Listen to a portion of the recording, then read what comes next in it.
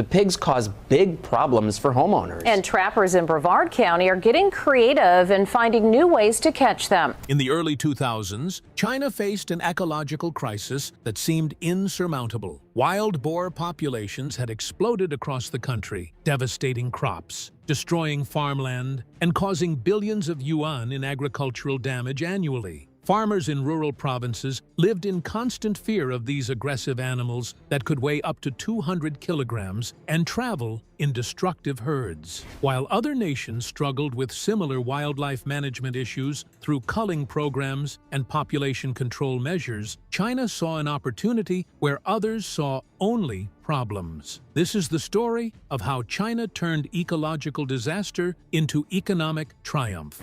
The wild boar crisis.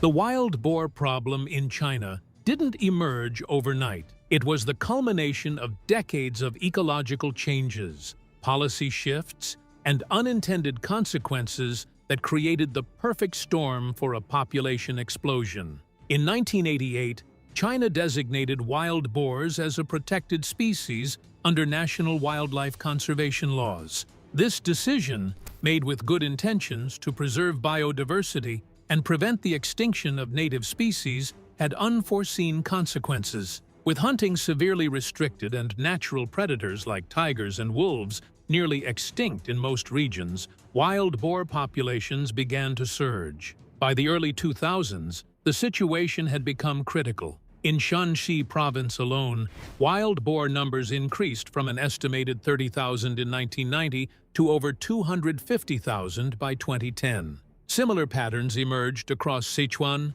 Hubei, Hunan, and Guangdong provinces. These weren't just statistics on paper. They represented real devastation for millions of farming families. Wild boars are remarkably destructive animals.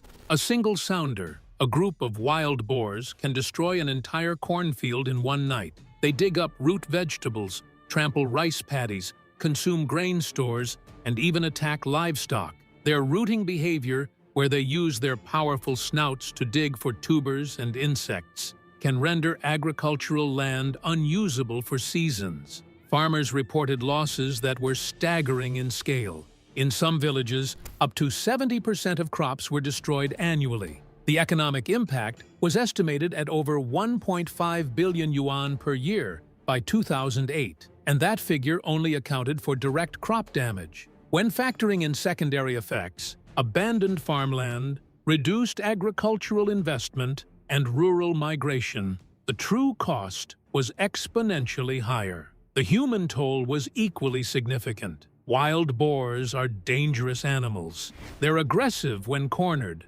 protective of their young, and capable of inflicting serious injuries with their tusks. Reports of attacks on farmers, particularly during harvest seasons when human boar encounters increased, became commonplace. In some rural areas, children couldn't walk to school safely, and farmers worked their fields in fear. Local governments tried various approaches to manage the crisis. Compensation programs were established to reimburse farmers for crop damage, but these were often inadequate and bureaucratically complex. Some regions issued limited hunting permits, but traditional hunting methods couldn't keep pace with the boar's reproductive rate. A healthy sow can produce 2 litters per year with 4 to 6 piglets each. Fencing proved impractical and expensive across China's vast agricultural landscape. Deterrent systems using lights, sounds, or electric barriers had limited effectiveness. Wild boars are intelligent, adaptable animals that quickly learned to circumvent such measures. By 2010, the reality had become impossible to ignore. Conventional wildlife management methods were falling short, and the problem was only getting worse. China stood at a crossroads, needing something bold, something completely different that could fix the ecological imbalance while also creating real economic value. Then, from the most unexpected place, a surprising idea began to take shape. What if the problem itself could become the solution? Stay with this till the very end, because this shift from pest to profit changes everything. From pest to profit. China's approach to solving the wild boar crisis was characteristically pragmatic and ambitious. Rather than simply controlling the population, the government and private sector collaborated to create an entirely new industry that would turn wild boars from agricultural pests into valuable livestock. The transformation began with significant policy reforms. Between 2010 and 2015, the Chinese government implemented a series of regulatory changes that would enable the commercialization of wild boar farming while maintaining ecological oversight. First, authorities reclassified wild boars in certain contexts, distinguishing between truly wild populations that remained protected and those that could be captured and domesticated for commercial purposes. This nuanced approach allowed for population management without completely removing conservation protections. Second, the government established licensing systems for wild boar farming operations. These licenses came with strict requirements. Facilities had to meet specific standards for animal welfare, biosecurity, and environmental management. Farmers needed to demonstrate they had adequate land, proper enclosures, and the technical knowledge to raise wild boars successfully. Third, and perhaps most importantly, the government provided substantial financial incentives. Subsidies were offered for establishing wild boar farms, particularly in regions most affected by crop damage. Low-interest loans, tax breaks, and technical assistance programs made it economically viable for farmers to transition from traditional agriculture to wild boar husbandry. Wild boar farming isn't simply a matter of capturing wild animals and putting them in pens. The process required sophisticated breeding programs that would retain the desirable characteristics of wild boars: lean meat, distinctive flavor, disease resistance, while reducing their aggressive tendencies and adapting them to farm conditions. Chinese agricultural scientists and farmers developed hybrid breeding programs, crossing wild boars with domestic pigs to create animals that were more docile and faster growing while maintaining the premium meat quality that made wild boar valuable. These hybrids, often called special wild boars or semi-wild boars, became the foundation of the industry. The breeding programs were remarkably successful. Within just a few generations, farmers had developed animals that could be raised in farm conditions, had better feed conversion ratios than pure wild boars, and still commanded premium prices in the market due to their superior meat quality. As the industry grew, so did the infrastructure supporting it. Purpose-built wild boar farms emerged across rural China, particularly in provinces like Sichuan, Hunan, Guangdong, and Shanxi. These weren't small-scale operations. Many farms housed thousands of animals and employed dozens of workers. The farms themselves were engineering marvels, adapted to the unique challenges of raising semi-wild animals. Enclosures needed to be stronger than those for domestic pigs, with reinforced fencing and concrete foundations to prevent the boars from digging out. Facilities included specialized breeding areas, farrowing houses for sows with piglets, growing pens, and quarantine zones. Processing facilities also expanded rapidly. Slaughterhouses equipped to handle wild boar meat were established, often with more stringent hygiene standards than conventional pork facilities to meet the premium market positioning of the product. Cold chain logistics networks were developed to transport the meat to urban markets while maintaining quality. The success of wild boar farming depended not just on production, but on creating market demand. Here, China's growing middle class and increasing interest in premium, natural foods played a crucial role. Wild boar meat was marketed as a healthier alternative to conventional pork. It's leaner, with lower fat content and higher protein levels. It contains more beneficial omega-3 fatty acids and has a distinctive, gamey flavor that appeals to consumers seeking novel culinary experiences. Restaurants began featuring wild boar on their menus, particularly in hot pot establishments and specialty restaurants focusing on wild game cuisine. The meat commanded prices 2 to 3 times higher than conventional pork, making it profitable for farmers despite higher production costs. E-commerce platforms accelerated market growth. Online retailers like Taobao and JD.com made wild boar meat accessible to urban consumers nationwide, not just those near production areas. Detailed product descriptions emphasize the natural free-range aspects of the farming methods, appealing to health-conscious consumers. By 2015, something unexpected had taken shape. What once looked like a small, experimental fix to a growing wildlife problem had quietly grown into a full-blown industry, complete with structured supply chains, shifting market forces, and real economic weight. It didn't happen overnight, and the transformation raises bigger questions than you might expect. How did it scale this far, and what does it look like now? Stay with this till the very end, because the reality of the industry today might surprise you. The industry today.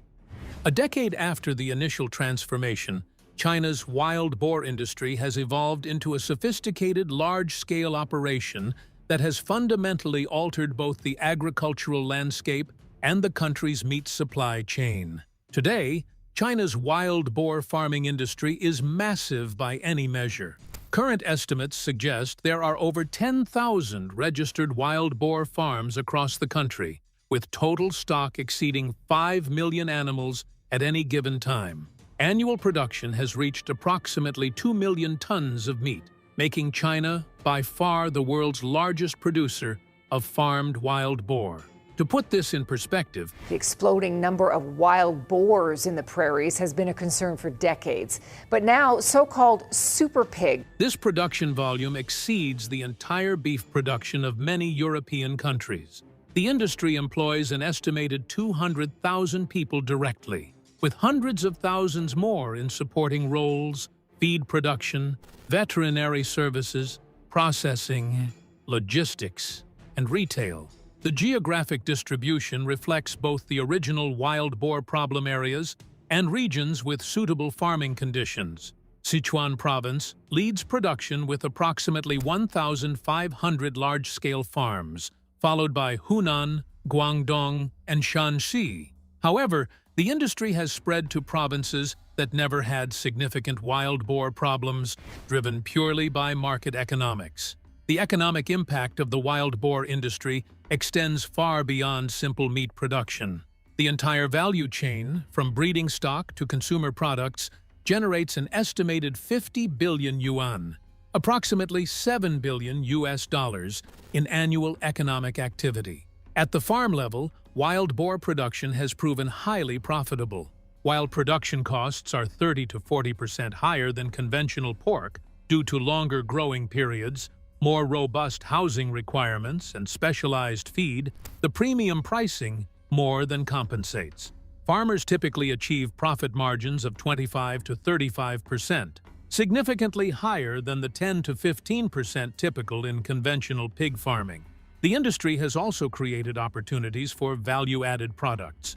Beyond fresh meat, processors have developed wild boar sausages, cured meats, ready-to-eat products, and even beauty products using wild boar collagen. These premium products command even higher margins and have helped establish wild boar as a luxury brand in Chinese consumer markets. Rural economic development has been a significant beneficiary. In regions where wild boars once destroyed livelihoods, they now provide them. Villages that were losing population to urban migration have stabilized as wild boar farming provides viable income opportunities. Some regions have developed wild boar tourism, where farms offer educational visits, hunting experiences, and farm-to-table dining, creating additional revenue streams. The Chinese wild boar industry hasn't remained static. It has embraced technological innovation to improve efficiency, animal welfare, and product quality.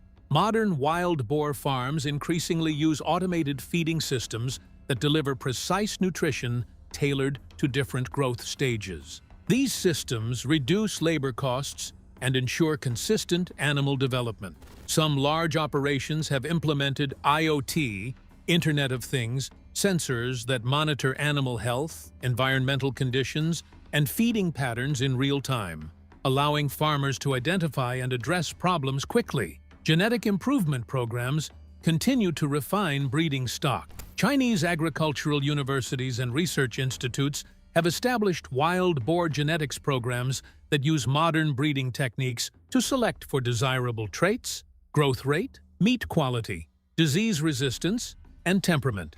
Some facilities have even begun exploring genomic selection techniques similar to those used in advanced cattle breeding programs.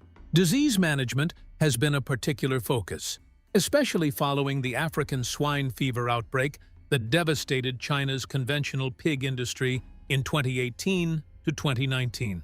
Interestingly, wild boar populations showed greater resistance to the disease, validating the genetic diversity advantages of the species.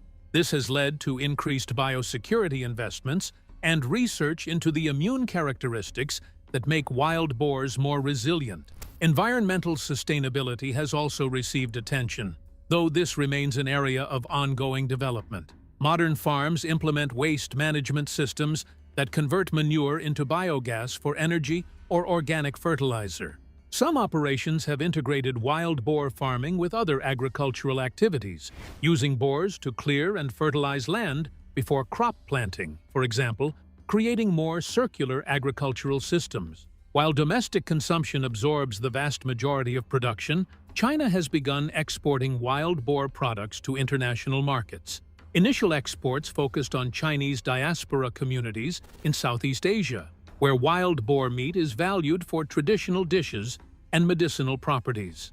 More recently, exports have expanded to unexpected markets. High-end restaurants in Europe and North America have begun sourcing Chinese wild boar for its unique flavor profile and lean characteristics. Some Chinese companies have established partnerships with international distributors, positioning their products as premium, exotic meats. The export market may still be small, making up less than 5% of total production.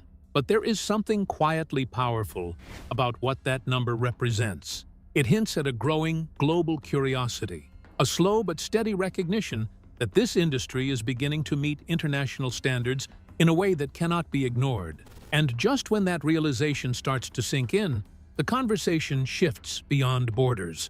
Global reactions begin to pour in, and trust me, you'll want to stay till the very end to see how the world responds. Global reactions.